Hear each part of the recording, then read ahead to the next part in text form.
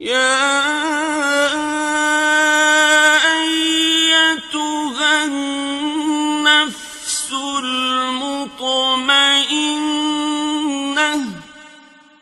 ارجعي إلى ربك راضية مرضية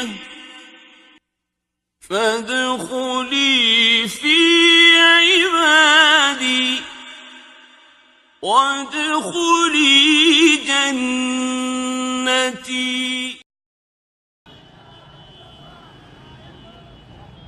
كان معنا بالأمس فغاب عنا اليوم. هنا فقط تنتهي الكلمات، تفسح المجال لتعبر مكانها الدموع والآهات. السيرة العطرة والأثر الطيب هو ما يبقى بعد الفراق. حب اجتمع عليه الناس في نعي وتشييع شهيدنا الإعلامي محمد الأهدل، الذي غرق بحبه للناس وبطموحه في مياه البحر الأبيض المتوسط ما بين الجزائر وإسبانيا، في رحلة البحث عن مستقبل سعى لتحقيقه بعزة وشرف واعتماد على النفس دون استجداء أحد. الشهيد شاب يتمتع بالأخلاق الحميدة، بالإضافة إلى أنه كان قلم رائع يحاول أن يبحث عن مكان في هذا الوطن، لكن شاءت مشيئة الله سبحانه وتعالى أن يغادرنا شهيدا في البحر. والحمد لله نشكر يعني الجمعية الإعلامية الجمعية اليمنية للإعلام الرياضي التي تواصلت وبحثت عن الشهيد وحركت السفارة الجزائرية السفارة اليمنية في الجزائر، والذين قاموا باستخراج جثته من البحر. ليتها كانت فيني ولا فيه. الأستاذ محمد الأهدل ألف رحمة الله عليه، شاب عالي قمة الأخلاق، قدم للصحافة الرياضية اليمنية الكثير والكثير، والحمد لله على كل حال. وهذا يدل على شيء، إنما يدل على محبة الناس الكبيرة له.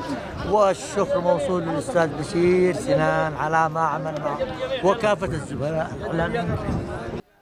المشهد الأخير لوداعه اختزل مشوار حياته القصيرة التي ملأها بأخلاقه العالية وتعاونه مع الجميع وعشقه لمهنة الإعلام وللرياضة بنشاط دؤوب منقطع النظير. رحمة الله على شهيد محمد الأهدل. يوم حزين جدا لوداعه ولفراقه. رحمة الله عليه، إنسان خلوق، إعلامي نشيط، صديق عزيز على قلوبنا جميعا. لا يسعنا في هذا اليوم إلا أن ندعو له بالرحمة والمغفرة، وندعو لأهله بالصبر والسلوان، ونتمنى من الله أن يتقبله بالشهداء بين الشهداء والصالحين.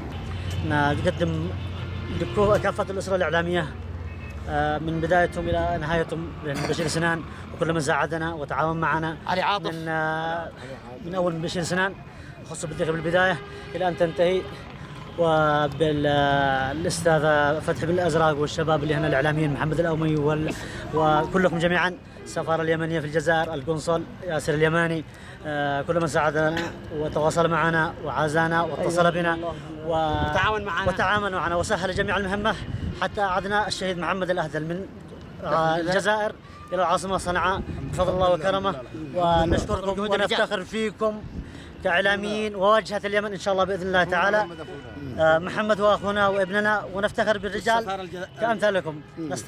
نشكر دولة مصر، نشكر دولة الجزائر وبكل ممثلها، نشكر الطيران اليمني على تسهيل المهمات، ونشكر الأخ علي اليزيدي والسفير اليمني في الجزائر وكذلك القنصل والأستاذ الشيباني. الحمد لله على كل حال وفي كل حال، الحمد لله الذي يحمد على كل سواه.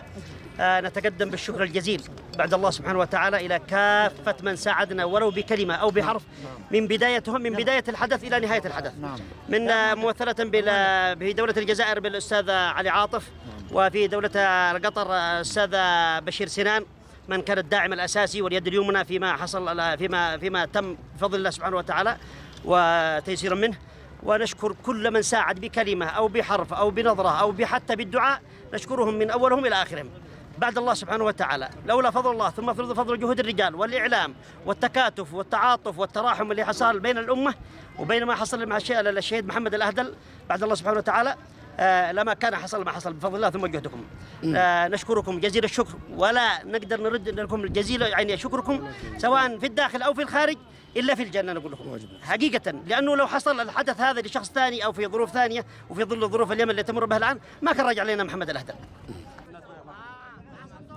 مشوار جثمانه الطاهر الذي مر برحلة ماراثونية من الجزائر مرورا بالقاهرة ثم عدن وصنعاء في ظروف صعبة وما سخره الله له من تسهيل في ذلك لا يناله إلا من كان يحمل قلبا نقيا ونية صادقة.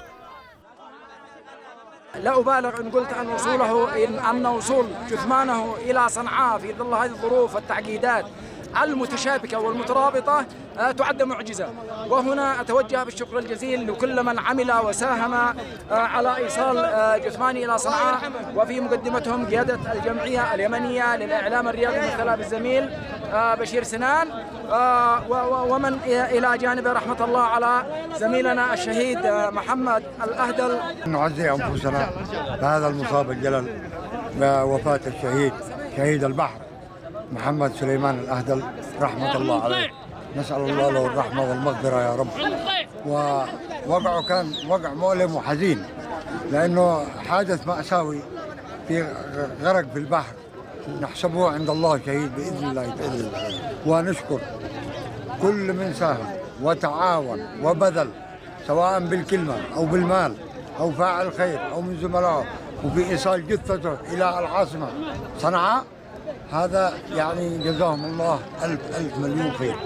وأخص بالذكر رئيس جمعيتنا الفاضل الأستاذ بشير سنان على الذي جعل يعني خلية نحل وغرفة طوارئ شكلها من أجل التواصل مع كل المسؤولين في الجزائر، سواء في السفارة أو في طلابنا في الجزائر، وكل إنسان قد بذل كل ما يستطيع، فجزاهم الله عنا كل خير. سترقد هنا يا محمد، وسيبقى أثرك الطيب خالدا في أوساط كل من عرفك، فالطيبون والأنقياء غالبا ما يغادرون هذه الحياة الفانية وهذا الزمن الغابر الذي لا يستحقونه.